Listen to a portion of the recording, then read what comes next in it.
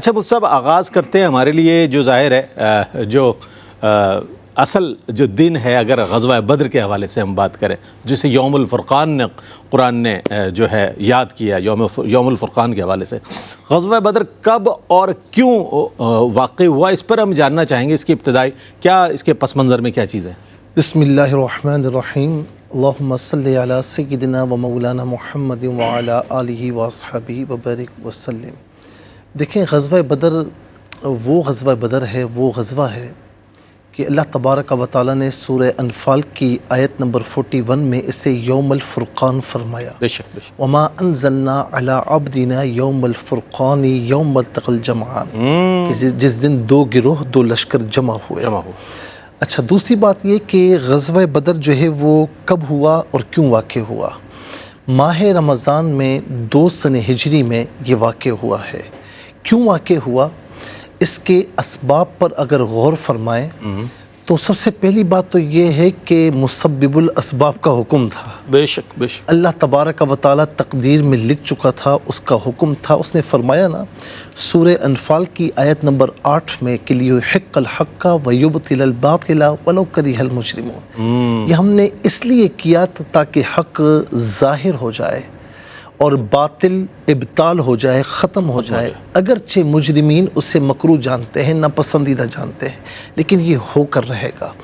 اچھا، جب کوئی بھی بڑا واقعہ ہوتا ہے نا، اس کے کچھ اسباب فوری اسباب ہوتے ہیں اور کچھ اسباب ایسے ہوتے ہیں کہ جو طویل عرصے پر محیط ہوتے ہیں. تو ہم جلدی سے ذرا دونوں اسباب کی طرف نظر دوڑاتے ہیں. اگر ہم طویل عرصے کے دورانیے کو دیکھیں تو یہ بات کیا کم ہے کہ جس دن سے حضور نبی کریم علیہ السلام نے اعلانیہ تبلیغ فرمائی اور انہیں پتھر کے بتوں کی پوجا کرنے سے روکا اور اللہ وحدہ لا شریک کی بارگاہ میں سر بسجود ہونے کی تبلیغ فرمائی،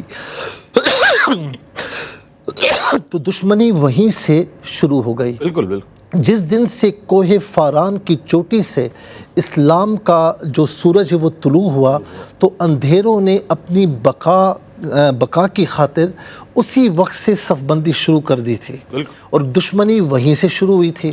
اور یہی وجہ ہے کہ اس وقت سے لے کر 13 سال جو مکہ مکرمہ میں میرے آقا علیہ السلام نے گزارا، آپ جانتے ہیں کیسے گزارا کہ غریب صحابہ کو جو ہے وہ ظلم و ستم کا نشانہ بنایا جا رہا ہے، کسی کو کوڑے مارے جا رہے ہیں، کسی کو قتل کیا جا رہا ہے. کوئی کسی آقا کا غلام ہے تو اسے تپتی ہوئی دوپہر میں سورج کے سامنے ننگی پیٹھ کوئلوں پر لٹایا جا رہا ہے اور اوپر وزنی چیزیں رکھی جا رہی ہیں. ان تمام چیزوں کا اثر اسلام پر نہیں ہوا. اسلام پوری اپنی آب و تاب سے آگے بڑھ رہا ہے اور چلتا چلا جا رہا ہے. اچھا، اب یہ تو تھے جو طویل عرصے کے دورانیے کے اسباب.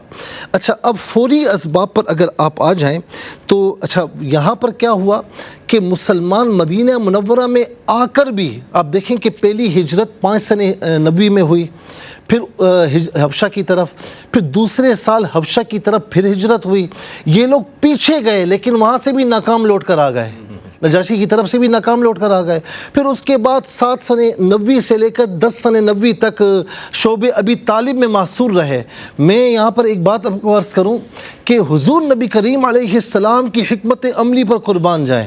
اب شعب ابی طالب میں آس پاس جو جھگیاں ہیں تو وہاں پر بھی میرے آقا علیہ السلام نے تبلیغ شروع فرما دی اور کچھ عرصے کے بعد وہاں سے بھی اللہ تبارک و تعالیٰ کی نام کے صدائیں بلند ہونا شروع ہو گئیں، نعرے بلند ہونا شروع ہوئے. تو ایک سردار نے کہا دوسرے سردار سے کہ محاصرہ انہوں نے کیا ہے، ہم نے کیا ہے، ہم تو پھنس کر رہ گئے ہیں. اور بالآخر وہ محاصرہ ان کو ختم کرنا پڑا.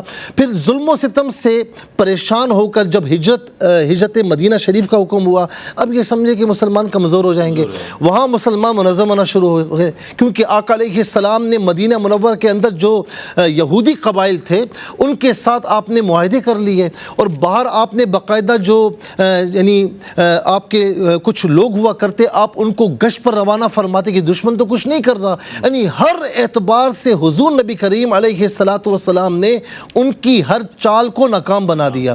اچھا اب میں یہاں پر ایک بات کہوں گا کہ نبی علیہ السلام نے ہمیشہ ایکٹ فرمایا ہے, ایکشن فرمایا ہے, ریئیکٹ نہیں فرمایا. کبھی بائیکاٹ وغیرہ کی طرف نہیں آئے.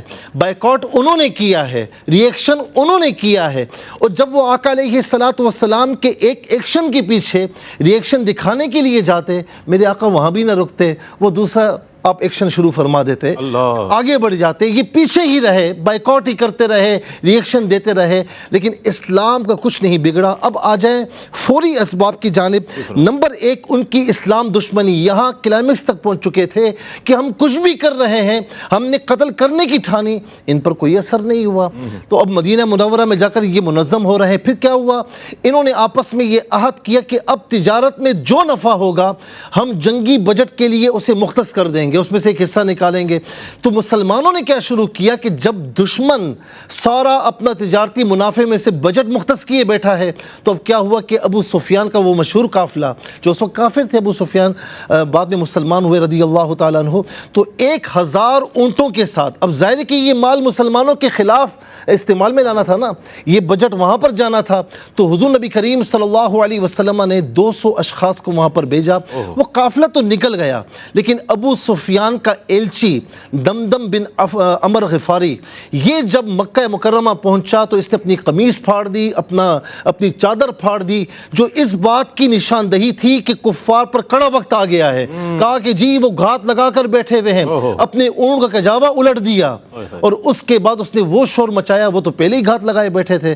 تو یہ وجہ بنی کہ سارے کے سارے جمع ہو کر, حالانکہ ابو سفیان نے کہا میں نکل چکا ہوں, ابو جہل سے کہا واپس ہو جاؤ, کہا نہیں, مسلمانوں کو ہم نہیں چھوڑیں گے, مسلمانوں کو صفحہ ہستی سے مٹا دیں گے. لیکن وہاں پر اللہ رب العالمین نے یہ ارادہ فرما دیا تھا نا کہ اس جنگ کے ذریعے, غزوے کے ذریعے ہم نے ارادہ کر لیا کس چیز کا, تاکہ حق ظاہر ہو جائے, باطل مٹ جائے, اگرچہ مجرمین اس کو مکروہ جانتے ہیں. کیا کہنا ہے.